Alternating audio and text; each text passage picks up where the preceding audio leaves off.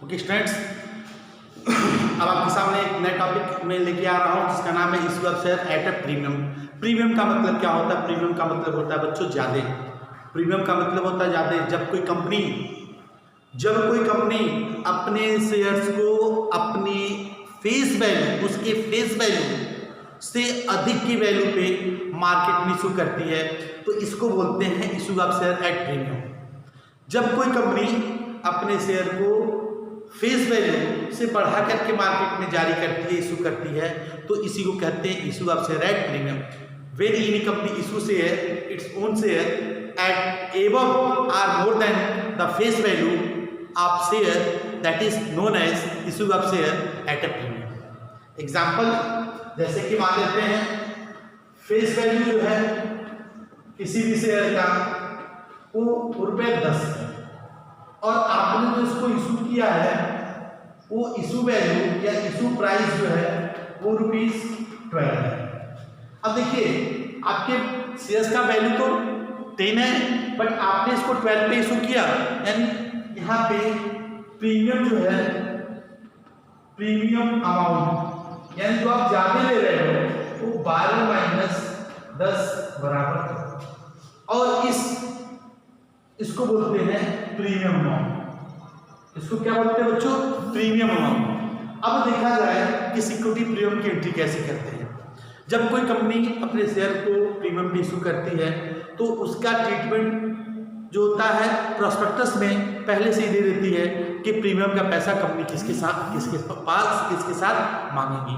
अगर जो क्वेश्चन में सबसे पहली बात, अगर जो प्रीमियम को मांगने का 2 तरीका होता है, एक एप्लीकेशन के साथ मांगा जाए या अलॉटमेंट के साथ मांगा जाए या कॉल्स के साथ मांगा जाए। यानी कंपनियां जो प्रीमियम का पैसा होता है वो एप्लीकेशन के साथ भी मांग सकती हैं, अलॉटमेंट के साथ भी मांग सकती हैं और फर्स्ट कॉल या सेकेंड कॉल के साथ भी मांग सकती हैं।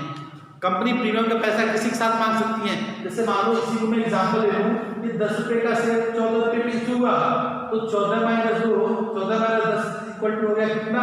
₹4। अब ₹4 प्रीमियम जो है, अब कंपनी इसको 4 पार्ट में मांग सकती है।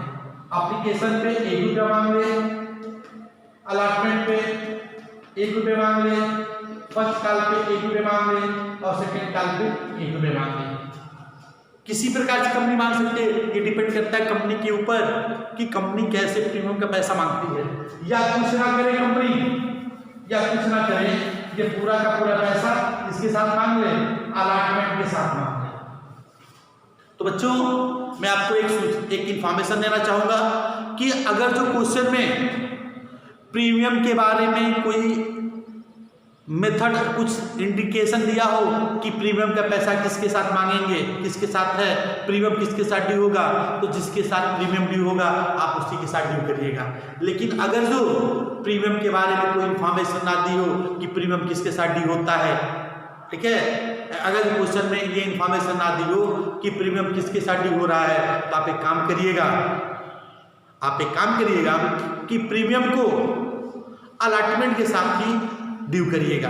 प्रीमियम को अलॉटमेंट के साथ आप ड्यू करके और उसको रिसीव करिएगा, ठीक है। अब हम आपको तीनों एंट्रियां बता रहे हैं कि अगर जो कॉल्स के साथ हो तो क्या होगा, अलॉटमेंट के साथ तो क्या हो, और अगर जो एप्लीकेशन के साथ प्रीमियम ड्यू हो तो क्या होगा। तो सबसे पहले टॉपिक होगा when premium due with application. अब देखिए पहली सिचुएशन होती है when premium due with application. जब एप्लीकेशन के साथ बच्चों प्रीमियम ड्यू होता है तो जो पहली एंट्री होती है वो होगी bank account debit to share application account. देखिए जब क्वेश्चन में ये बोला हो कि प्रीमियम जो है वो एप्लीकेशन के साथ ड्यू होगा, यदि क्वेश्चन में ये बोला है कि प्रीमियम एप्लीकेशन के साथ ड्यू होगा तो bank account debit to share application, लेकिन जो अमाउंट होगा बच्चों, जो अमाउंट होगा एप्लीकेशन प्लस प्रीमियम अमाउंट, दोनों को जोड़ के लिखेंगे। एप्लीकेशन का प्रीमियम का अमाउंट दोनों जोड़ के लिखेंगे। उसके बाद जब ये पैसा ट्रांसफर करेंगे कैपिटल में, तो दूसरी एंट्री जो होगी बच्चों, जो दूसरी एंट्री होगी, ठीक है, शेयर एप्लीकेशन अकाउंट डेबिट, जो भी अमाउंट होगा to share capital account. Sir capital का पैसा सर कैपिटल में लिख देंगे और प्रीमियम के लिए यूज करेंगे security premium amount, security premium account. अब देखिए सिक्योरिटी प्रीमियम का पैसा सिक्योरिटी प्रीमियम के खाते में चला जाएगा। जैसे मान लेते हैं कि एप्लीकेशन मांगा गया है 5 रुपए, जिसमें से 1 रुपया आपका प्रीमियम का है। मान लेते हैं एप्लीकेशन मांगा गया है 5 रुपए और उसमें 1 रुपये प्रीमियम का शामिल है, तो एप्लीकेशन में कितना हो गया? एप्लीकेशन में 4 रुपये हो गया। तो जब बैंक में पैसा आएगा तो यहाँ पे लिखेंगे, इसमें लिखेंगे पूरा 4, इसमें लिखेंगे 4, मतलब यहाँ पे ऊपर में 4 लिखेंगे। लेकिन जब यहाँ पे पास करेंगे तो 4 यहाँ पे होगा, लेकिन यहाँ पे 3 होगा और यहाँ पे 1 होगा, ठीक है। सॉरी यहाँ पे 5 होगा, सॉरी यहाँ पे 5 होगा, यहाँ पे भी 5 होगा, यहाँ पे भी 5 होगा, यहाँ पे 4 हो जाएगा और यहाँ पे हो जाएगा। क्यों? क्योंकि एप्लीकेशन का पैसा 4 रुपये है और सिक्योरिटी प्रीमियम का पैसा 1 रुपये है। ये तब होगा जब एप्लीकेशन के साथ सिक्योरिटी प्रीमियम डी होगा। याद रखिए, जब सिक्योरिटी प्रीमियम एप्लीकेशन के साथ डी होगा तो एंट्री होगी bank account debit to application account और एप्लीकेशन के साथ साथ प्रीमियम का पैसा जोड़ के दोनों में लिखेंगे। लेकिन जब ट्रांसफर करेंगे कैपिटल अकाउंट में तो कैपिटल का पैसा कैपिटल अकाउंट में ट्रांसफर कर देंगे, सर कैपिटल का पैसा कैपिटल अकाउंट में और सिक्योरिटी प्रीमियम का पैसा सिक्योरिटी प्रीमियम अकाउंट में ट्रांसफर कर देंगे।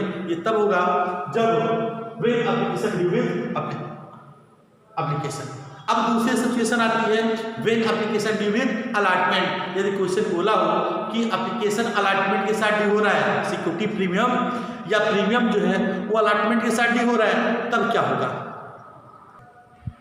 ध्यान दीजिए बच्चों, उस केस में when application due with allotment, जब अलॉटमेंट के साथ एप्लीकेशन ड्यू हो रहा है तब क्या करेंगे? तो सबसे पहले एंट्री होगी जब ड्यू करते हैं share allotment account debit to share capital account और टू सिक्योरिटी प्रीमियम अकाउंट, ठीक है। शेयर एप्लीकेशन का पैसा शेयर कैपिटल का पैसा शेयर कैपिटल अकाउंट में और सिक्योरिटी प्रीमियम का पैसा सिक्योरिटी प्रीमियम अकाउंट में। और जब पैसा मिलेगा तो सेकेंड एंट्री पास करेंगे bank account debit to share allotment account, ठीक है। ये दो एंट्री पास होगी। अब देखिए मान लेते हैं अलॉटमेंट 4 रुपये, अलॉटमेंट को 5 रुपये मांग गया, जिसमें से 2 रुपये प्रीमियम का है तो 3 में जाहिर सी बात है अलॉटमेंट का हो गया। तो यहाँ पे हम 5 पे हाथ लिखेंगे, 3 पे यहाँ पे, 2 रुपये यहाँ पे, ठीक है। और बैंक जो पैसा आएगा 5 पूरा लिखेंगे, 5 हम क्या करेंगे? पूरा लिखेंगे। कोई दिक्कत? नोट डाउन, ठीक है बच्चों। अब तीसरा पॉइंट है कि when premium due with calls, अगर जो कॉल्स के साथ प्रीमियम ड्यू होता है तो क्या होगा? देखिए जैसे अलॉटमेंट के साथ आपने एंट्री किया है वैसे ही कॉल्स के साथ भी होगा। जब हम कॉल ड्यू करेंगे तो कॉल्स के साथ प्रीमियम का पैसा भी मांगेंगे और पैसा जोड़ के मिल जाएगा, ठीक है। पैसा जो होगा बच्चों उसमें जोड़ के मिल जाएगा। तो अगर हम ड्यू करते हैं तो पहली एंट्री होगी शेयर कॉल्स अकाउंट डेबिट। अब कोई भी कॉल हो, चाहे फर्स्ट कॉल हो चाहे सेकेंड कॉल हो, कोई दिक्कत नहीं है। टू शेयर कैपिटल अकाउंट और टू सिक्योरिटी प्रीमियम अकाउंट, ठीक है। और जब पैसा मिलेगा तो एंट्री करेंगे bank account debit, bank account debit to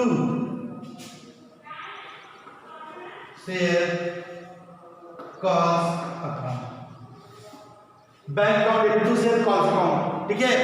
तो जैसा कि आपको अभी मैंने बताया, अगर जो क्वेश्चन में बोला है कि ये पैसा जो है सिक्योरिटी प्रीमियम का पैसा एप्लीकेशन के साथ ही होगा, अलॉटमेंट के साथ ही होगा या कॉल के साथ, तो वैसा आप करोगे। लेकिन अगर जो बाय डिफॉल्ट कुछ ना बोले हो, कुछ ना कहा हो क्वेश्चन में, तो ये अंडरस्टूड चीज़ें हैं, ये समझने वाली बात है कि कॉल सी जो प्रीमियम का पैसा है वो अलॉटमेंट के साथ ही डील होगा। ठीक है बच्चों, सो प्लीज़ इसको नोट कर लें। ठीक है।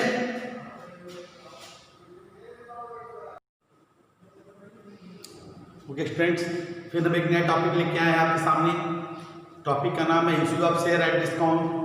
Issue of share at discount आप सभी को मालूम होगा डिस्काउंट का मतलब क्या होता है। डिस्काउंट का मतलब होता है कंसेशन, छूट।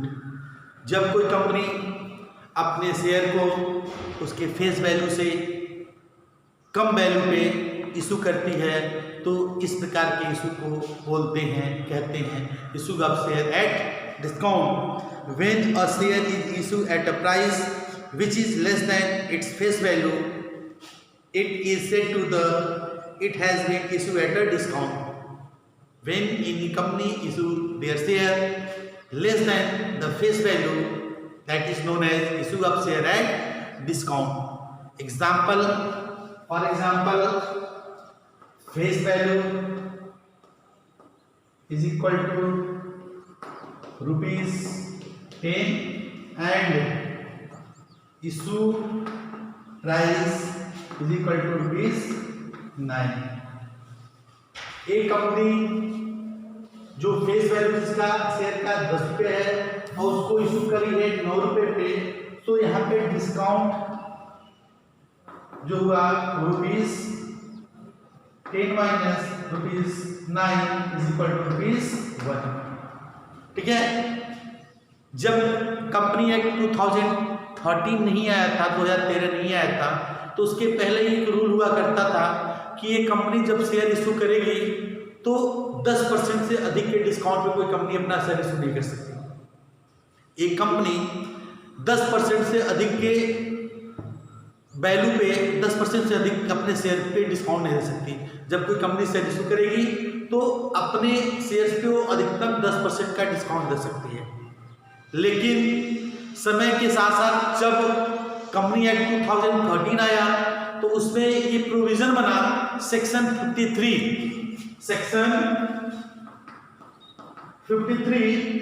में ये प्रोविजन बना section 53 of Indian company act 2013।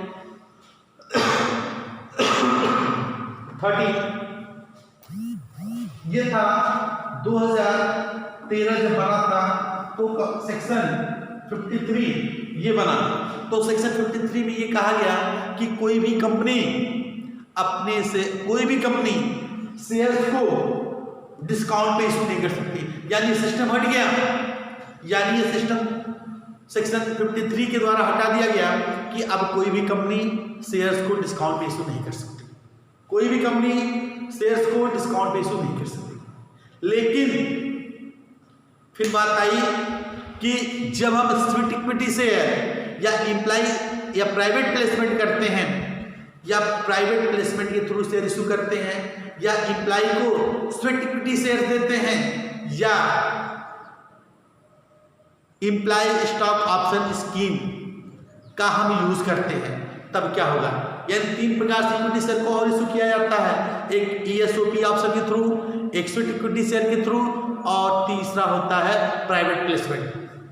तब सेक्शन वहां पे बना सेक्शन 54 और सेक्शन 54 में ये कहा गया कि हाँ ये कंपनी अपने इम्प्लाई को फुल टाइम डायरेक्टर्स को यदि शेयर इशू कर रही है तो डिस्काउंट भी इशू कर सकती है।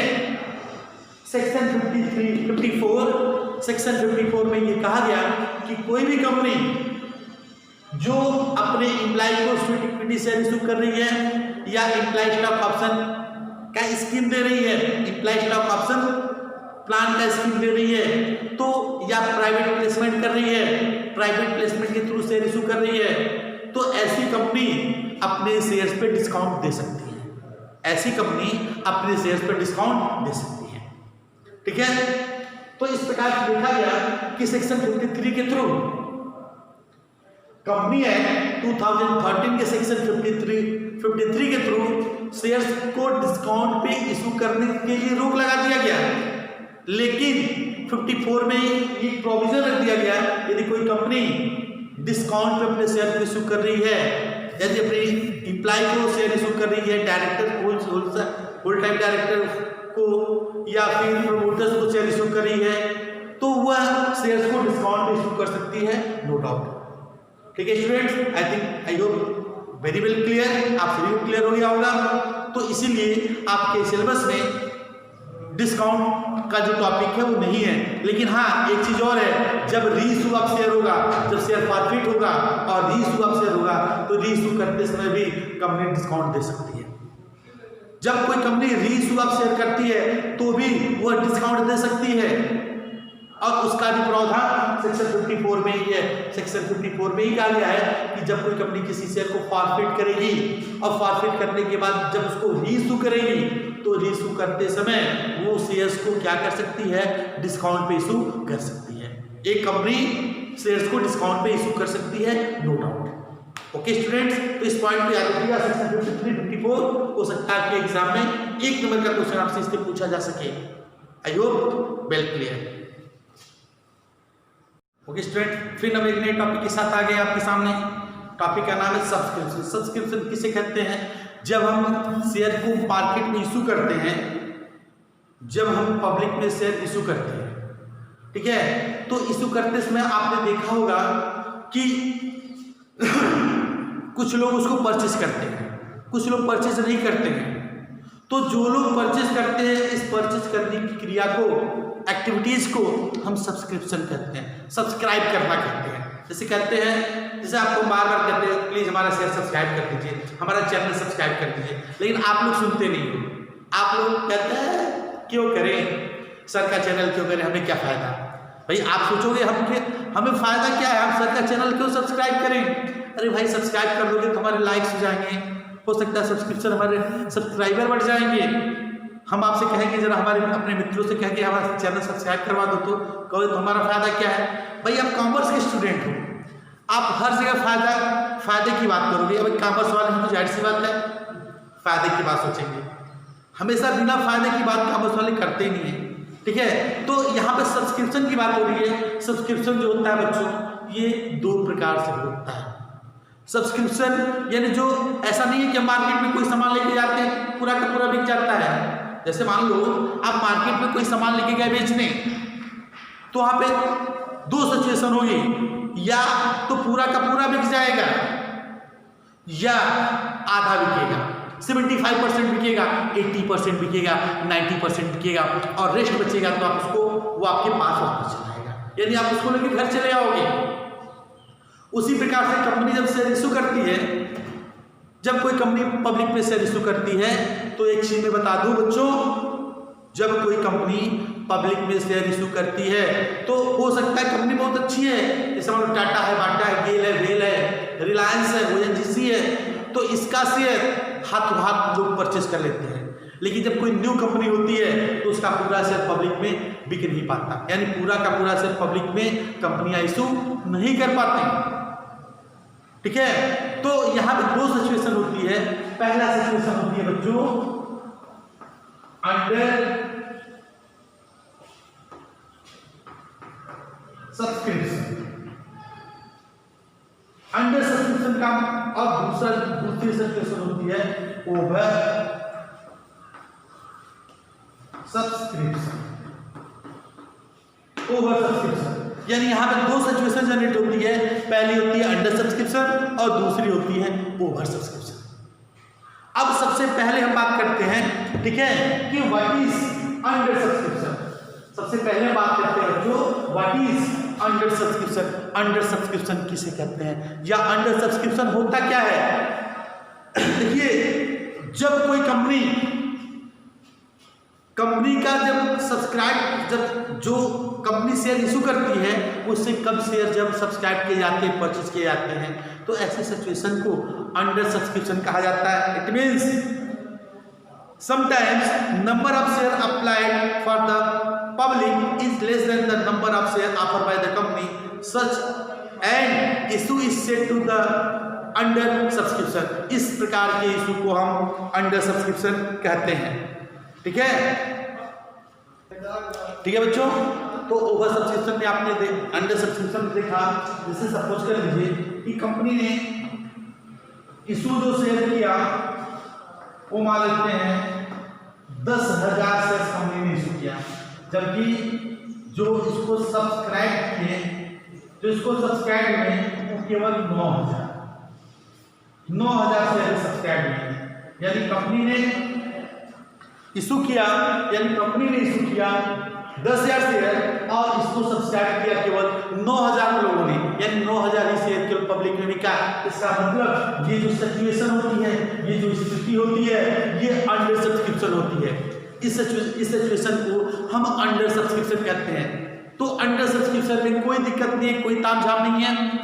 आपका जितना शेयर मार्केट में बिका है, बच्चों देखो ध्यान से, आपका जितना शेयर मार्केट में बिका है उतने का ही एप्लीकेशन आपके पास आएगा और आप उतने ही लोगों को शेयर अलॉट करेंगे, उतने ही लोगों से कॉल्स का पैसा मांगेंगे, आप ज्यादा कुछ नहीं करेंगे। मतलब कहने का सिंपल सा सेंस ये है हमारा कि अगर जो 9,000 लोगों ने अप्लाई किया है तो अब 9,000 लोगों ने एप्लीकेशन दिया होगा, आप 9,000 शेयर उनको दे दोगे, अलॉट कर दोगे। 9,000 लोगों से ही कॉल्स का पैसा मांगोगे, फर्स्ट कॉल का पैसा मांगोगे, सेकंड कॉल का पैसा मांगोगे, केवल 9,000 लोगों से। अब कहोगे सर ये जो 1,000 शेयर अनसब्सक्राइब है, इसको बोलते हैं अनसब्सक्राइब्ड शेयर कैपिटल।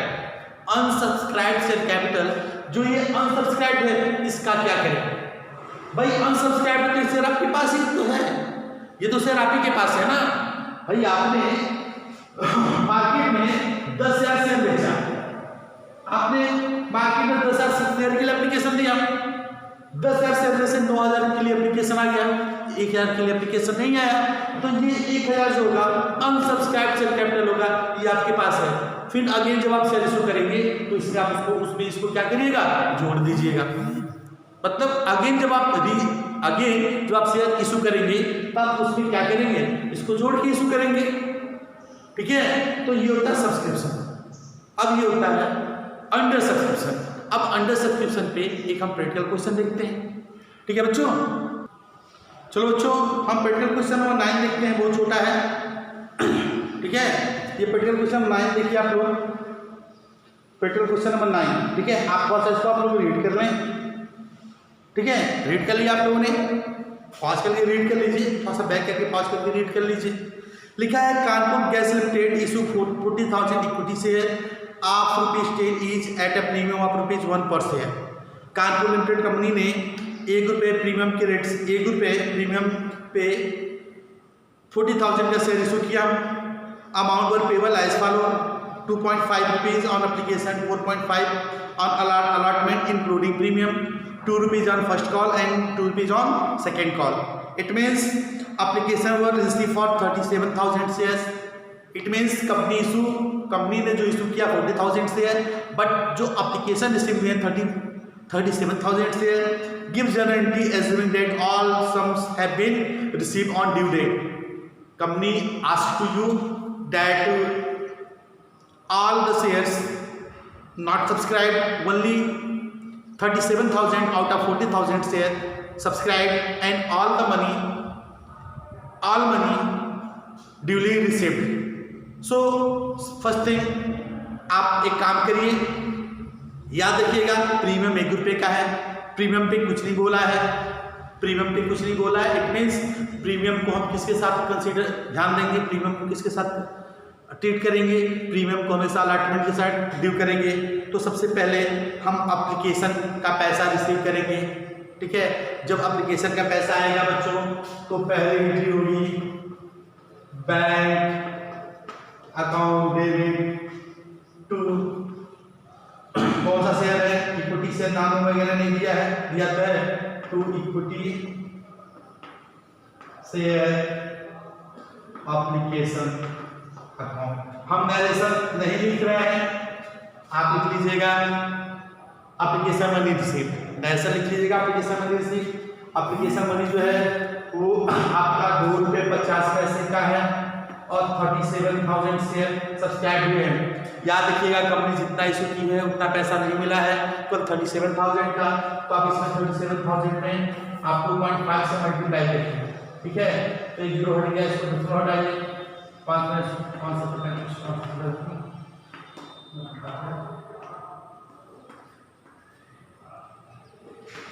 ये आपका हो गया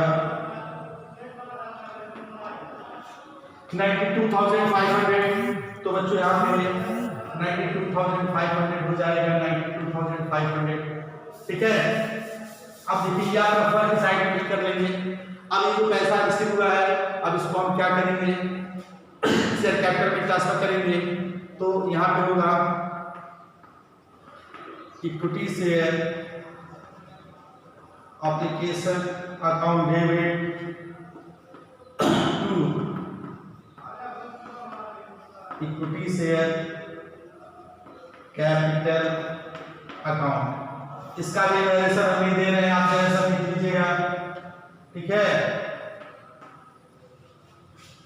ठीक है, नरेशन आप लोग दे लीजिएगा इसका।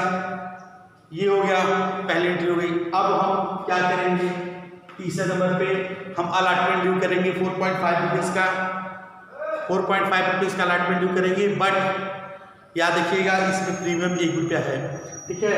तो प्रीमियम ड्यू करेंगे अलॉटमेंट के साथ, प्रीमियम ड्यू करेंगे अलॉटमेंट के साथ। तो एंट्री होगी share equity share allotment, equity share allotment account debit to equity share capital account और टू सिक्योरिटी प्रीमियम अकाउंट। अब देखिए बच्चों, ₹1 का सिक्योरिटी प्रीमियम है, तो आप यहाँ पे 37,000 पैसे लिख दीजिए, कोई दिक्कत है नहीं, ठीक है। अब बचे आपके कितने, 4.50 का शेयर 1 पे घट गया, 3.50, यानी हम 37,000 शेयर में हम ₹3.50 से मल्टीप्लाई करें। तो आप एक काम करिए, ₹2.50 से मल्टीप्लाई किए हैं तो 92,500 आया और 37,000 और जोड़ दीजिए, अपने हिसाब से कैलकुलेशन कर लीजिएगा, 1,29,500। तो ये आ गया इसका 1,29,500। इट मींस बच्चों शेयर कैपिटल अकाउंट में, इक्विटी शेयर कैपिटल अकाउंट में 1,29,500 जाएगा और सिक्योरिटी प्रीमियम अकाउंट में अगर 37,000। तो इसको जोड़ के आप यहाँ लिख दीजिए, 1,66,500। इट मींस यहाँ पे आ जाएगा 1,66,500। अब चौथे नंबर पे क्या करेंगे बच्चों, हम अलॉटमेंट का पैसा रिसीव करेंगे, ठीक है। चौथे नंबर पे हम अलॉटमेंट का पैसा रिसीव करेंगे। तो एंट्री होगी bank account debit to share equity share allotment, equity share allotment account, ठीक है बच्चों। इक्विटी शेयर अलॉटमेंट अकाउंट होगा, इक्विटी शेयर अलॉटमेंट अकाउंट होगा कितना, 1,66,500, 1,66,500। देखो बच्चों ये 2 एंट्री, ये 4 एंट्री हो गई हैं और चारों एंट्री को आप नोट कर लें। तब तक मैं थोड़ा साइड हो रहा हूँ आपको, ठीक है, नोट कर लिया बच्चों आप लोगों ने। अब देखिए, अब हम कॉल फर्स्ट ड्यू करेंगे। कॉल फर्स्ट जो है इनका ₹2 का है, कॉल सेकंड भी ₹2 का है। तो फर्स्ट कॉल ड्यू करते हैं, ठीक है। Equity share call first account debit to equity shares capital account. इसका भी नरेशन नहीं दे रहे हैं, अब देखिए 37 है तो 37 टू जा कितना होता है, 3 टू जा 6 होगा, 7 टू जा 14, यानी कि 74,000। ठीक है बच्चों। अब ये पैसा हम रिसीव करेंगे तो एंट्री होगी bank account debit to equity share call first account. ठीक है बच्चों। तो ये 74,000 यहाँ पे रिकॉर्ड हो जाएगा, 74,000 यहाँ पे रिकॉर्ड हो जाएगा। नरेशन इसका भी नहीं दे रहे हैं, नरेशन इसका भी नहीं दे रहे हैं, इसके लिए क्योंकि हमारे पास स्पेस नहीं है। सेम एंट्री आपकी कॉल सेकंड की भी होगी, कॉल सेकंड की एंट्री सेम इसी पैटर्न पे होगी जैसे ये हुआ है। जैसे मान लीजिए 7वें नंबर पे हम, क्योंकि 2 रुपये उसका भी है, कॉल्स का भी 2 ही रुपये है, सेकंड कॉल का भी 2 रुपये है, तो सेम एंट्री पास होगी। तो मैं एक बार नोट कर दे रहा हूँ, आपको देखिए। ठीक है, equity share call second and final account debit, amount same होगा 74,000 to equity share capital account 74,000। इसका भी नरेशन आप लिख लीजिएगा बच्चों। और 8वें नंबर पे हम क्या करेंगे, इसका पैसा रिसीव करेंगे। ठीक है, और जब अमाउंट रिसीव करेंगे, पैसा रिसीव करेंगे, तो एंट्री होगी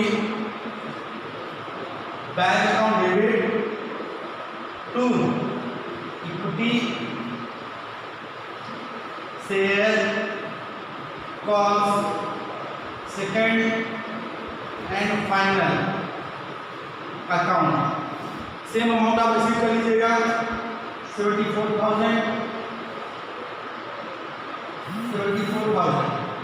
ठीक है, इस प्रकार से बच्चों देखिए, आपको हमने यहाँ पे क्या दिखाया है, हमने आपको बताया कि अंडर सब्सक्रिप्शन में जितना शेयर आपके पास आया होगा, ध्यान से सुनिएगा, जितने शेयर के लिए एप्लीकेशन आपके पास आए होंगे, आप केवल और केवल उन्हीं शेयरों की एंट्री करेंगे।